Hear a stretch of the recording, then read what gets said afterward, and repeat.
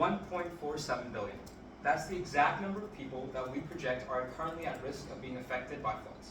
That's 1.47 billion people who will be displaced. 1.47 billion people who won't have a roof over their head, and 1.47 billion who won't have access to basic food and basic security. Now we need to look at this equation of how we can convert this one life lost to one life saved, and that's where 7 Analytics comes in. They were asked us the question, how can we scale both their businesses to penetrate to Asia, but then further this opportunity to be proactive rather than reactive, and therefore ensure that they have long-term sustainability. By looking into account flood risk, economic capabilities, as well as established infrastructure, we looked at the 30-70 strategy. It's creating a dual model where we successfully penetrate the Japanese market by leveraging our existing partnerships and building brand new ones as well. We therefore will strengthen disaster analytics, enable technological synergies, and expand our overall market reach. So, firstly, we examined the 3 key core competencies within 7 Analytics. We realized that they have a very strong geospatial data processing model and an AI predictive model, as we've seen across their several projects. They have tailored solutions for various industries, as we see in their new partnership with Geostorm. And finally, we look at the scalability through strategic partnerships. Going further, we see that these key competencies align with new emerging strategic trends within the industry. They have increased flood risk due to climate change, the growing demand for real-time disaster solutions, and finally, this focus on urban resilience and sustainability. So we realize that there's a very strong synergy between what is required and what is there. Going forward, we now like to see how do we actually go into Asia and where do we target. We split up Asia into its 5 key regions: South, Southeast, East, Central, and West Asia. And we realized looking at East Asia that in addition to having very high flood risk, they also have the highest population and strong technological infrastructure that helps us, a very brand new brand at 7 Analytics, only 4 years old, to leverage their existing capabilities. Going further into East Asia, we now look at the 5 key regions: China, Japan, South Korea, Hong Kong, and Taiwan. And we realize in particular that Japan has strong government initiatives, strong technological capabilities, very high flood index, as well as established partners. They have the perfect base that 7 Analytics can utilize to lift off. Now, today we are excited to introduce to you the 30-70 model. We propose a partnership-based model for 7 Analytics to penetrate the Japanese market by utilizing its existing partnership with StormGeo for 30% of its operations across its flood risk capabilities, and utilizing Weather News, the Japanese company, to ultimately be able to service the other 70% of their operations. Now, we've broken this partnership model down into 2 key phases. The first is the partnership with StormGeo, which represents key capabilities of being an established partnership, given that 7 Analytics currently uses StormGeo services both within the Norwegian market and within their recent expansion into the US. Secondly, the fact that this current successful US expansion proves that once it's been done before, it can be done again. And third, ultimately being able to leverage StormGeo's current Asian presence to be able to replicate this into the Japanese market.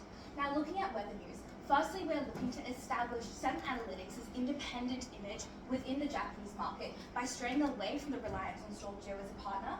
Secondly, using Weather News Inc. as a reliable Japanese source. And thirdly, ultimately allowing this company to diversify beyond purely just flood management in order to tap into all of its capabilities as a company. Now, ultimately, this model will allow 7 Analytics to successfully penetrate the Japanese market through a very scalable model that expands both their business and technology. Now, let's have a look at what 7 Analytics' current business model looks like. FloodCube Realtime currently comprises 30% of their core capabilities, and we foresee this to also contribute to 30% of the partnership that we are going to be using with StormGeo. So, breaking up StormGeo's value chain and current partnership with 7 Analytics, there are 4 key steps which 7 Analytics currently integrates with StormGeo. Firstly, it involves the data collection and integration of StormGeo's capabilities in data analytics with 7 Analytics capabilities. Secondly, the analytics and forecasting based on weather updates, terrain, etc. Third, the distribution and market research from this to other businesses, ultimately because we have identified the fact that 7 Analytics is looking to push forward this B2B model. And finally, the end user application and impact, where these companies are able to utilize this information to ultimately adequately prepare for these weather disasters. Now, we have recognized there is a key pain point within the distribution and market research phase of this process, where ultimately 7 Analytics can utilize this opportunity to ultimately tailor and customize this approach to ultimately allow them to successfully integrate into the Japanese market. Now, looking to the case study of what StormGeo has done with 7 Analytics in the past, StormGeo has successfully expanded with 7 Analytics in Houston, in America, and this presents for us key best practices and learnings for the Asian expansion as well. Firstly, we note that this was a very expensive expansion with 4 million euros raised in capital and deployed. Hence why we've considered that Japan is best equipped to ultimately be able to continue with expansion given its economic capabilities. Now, the key best practices we've noted here is the fact that this allows that real-time flag forecasting with their Vortex AI technologies. Secondly, the fact that they were able to implement a high-profile client acquisition through Total Energies. And third, ultimately targeting their key sectors via their existing networks. From this, we've recognized 2 key strengths and 2 key weaknesses that 7 Analytics must be very careful to improve upon when undertaking this Japanese expansion. Firstly, considering that they've tailored their approach, given they have focused on energy, manufacturing, and aerospace industries within Texas. Secondly, the translation of actual risk info, ultimately allowing these companies to leverage these data analytics. And then coming towards the weaknesses is the current lack of a localized market approach based on the needs of that market specifically, and also the individual brand and identity, which is currently lacking due to the increased reliance on StormGeo as a partner. Now, this brings us to the key opportunity within the distribution and market research stage, where ultimately 7 Analytics should be looking to tailor its offerings through StormGeo for industries like real estate, infrastructure, energy, and healthcare, which are pertinent players within the Japanese market. So let's fill in the gap. We identified the 30, now let's look at the 70, where GeoCube and RiskCube come into play. We first realized what are those potential partners that we look at. We looked at mainly the company size as well as the partnership potential, and we realized that Weather News stood out as a clear opportunity for us. Going further on, we looked at some of the major partnerships that Weather News currently has. One is with a Finnish company called Vorstilla, and they currently have it for nautical purposes. They have real-time weather avoidance optimization for shipping routes, Navi Planning, which prevents voyage planning, as well as supporting ships, over 10,000 ships worldwide with this new partnership. And the thing that we really loved here about this partnership was number 1, it leveraged complementary strengths. Number 2, it focused on the key industry challenge that we had identified. And number 3, there was a focus on integration, not on acquisition partner, but the actual integration of the technology, which is perfect for a smaller firm like us. And going forward, this leads us to realize that we need to leverage those complementary strengths to fill in the potential gaps. How to get there from the 30 to the 70. And that's how exactly we reconcile the 30-70 model. We looked at the 3 key things we wanted to keep in mind when it comes to actually building out the strategy. We wanted to localize our product offerings, we wanted to navigate those regulatory barriers, and we wanted to build a Japan-based team, a local team that can actually identify the key situations within Japan. And we therefore were well positioned to expand into Asia by this opportunity. Now, we've considered a very comprehensive rollout plan for 7 Analytics to ultimately be able to develop these 2 work streams in parallel with StormGeo and Weather News. So with StormGeo, currently we would be proposing this Japanese expansion with the current team, develop this expansion in partnerships so it becomes a pure partnership strategy, and ultimately be able to invest in local teams for this rollout. Likewise, with Weather News, this will involve focalizing on offshore energy and road management, initiating operations in Chiba, and ultimately being able to scale into this to Tokyo, and finally running initial pilots for their upcoming AI road projects as well. Now, we have foreseen a 3-year implementation timeline where 7 Analytics can ultimately establish their partnerships with both StormGeo as well as Weather News, with firstly expanding the Japanese branch, integrating with FloodCube, and then piloting, and similarly establishing a partnership and integrating with other technologies following on from a pilot model. We've identified 4 key risks with our strategy, with the top risk being the misalignment of market focus, given that we are looking to ultimately integrate 7 Analytics and develop their market presence within the Japanese market, which may not be aligned with StormGeo's current capabilities, given the fact that they have a very vast market presence across Asia already, and also Weather News, where they may not be looking to ultimately deploy this technology, given that this data analytics-based technology is not their core focus as a company. And for the rest, we'd be happy to walk you through them in Q&A. Now, our 30-70 strategy ultimately targets 4 key stakeholders, being 7 Analytics themselves, allowing them to ultimately undertake this geographical expansion successfully. Secondly, StormGeo by solidifying their Asian presence. Thirdly, Weather News by ultimately focalizing this drought risk. And fourthly, Japan as well by ultimately strengthening their disaster management programs. Overall, we've identified 3 key qualitative impacts of our strategy of firstly being able to help the planet through strengthened disaster relief management in Japan. Secondly, it's better for the people of Japan itself through the enhanced technological synergies that we can achieve with these partnerships. And finally, thirdly, offering a best-in-practice model across industry with its expanded market reach and local credibility by ultimately establishing 7 Analytics as a key player within the Japanese market. Thank you for listening, and we now open the floor to any questions.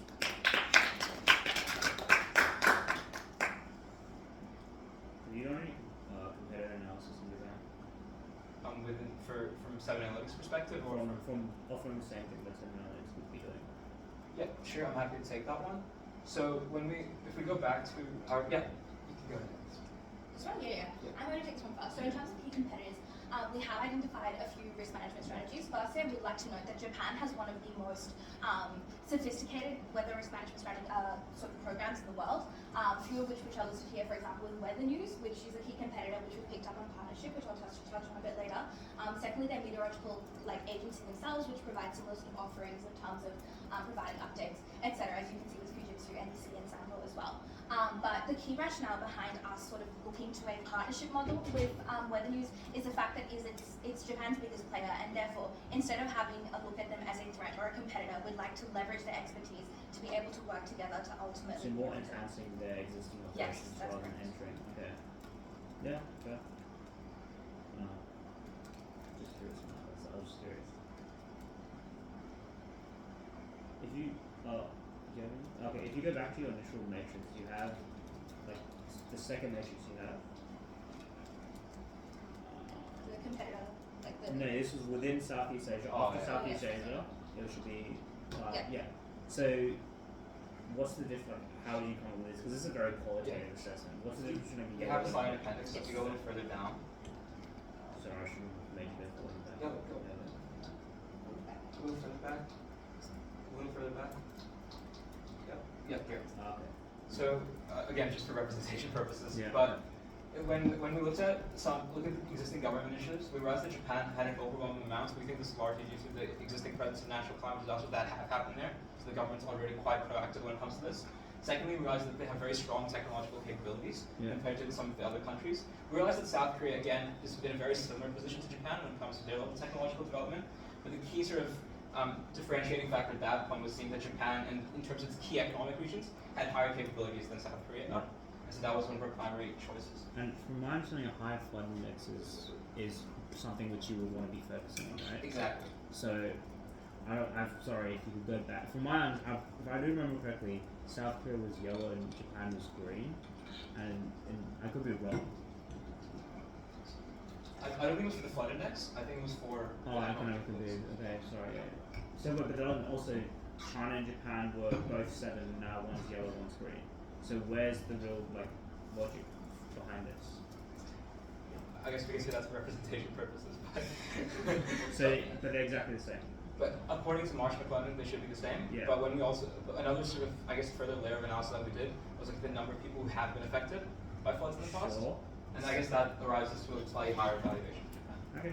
Also, just to add on to that as well, we did consider there's two ways to approach this problem with the target country. The first is targeting a country which currently has very poor flood management practices, and for lack of a better word, is almost struggling in terms of their current data capabilities. Secondly, we considered the other way about this would be looking at a country which currently has very sophisticated technologies in place.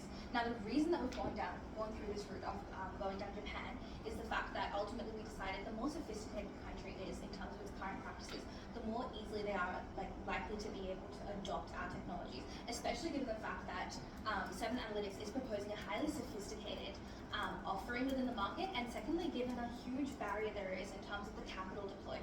For example, the US expansion themselves just in Texas cost them €4 million, and we don't think a country like, for example, China or even Taiwan, even Vietnam, which we looked into East Asia, which has one of the highest flooding indexes, would be able to service that market based on that capacity to pay. Yeah. I'm interested in clients. So you mentioned a lot of different use cases and applications across different industries. Could you run me through those and how you directly intend to approach different companies in this space? The idea with our strategy is one, fill in the gaps. So we looked at weather news, and we realized that currently, if we go back to our implementations, weather news, if we go a little further down, we look at both implementations. One of the key emerging projects that they have are within the offshore energy regions and the AI road management regions.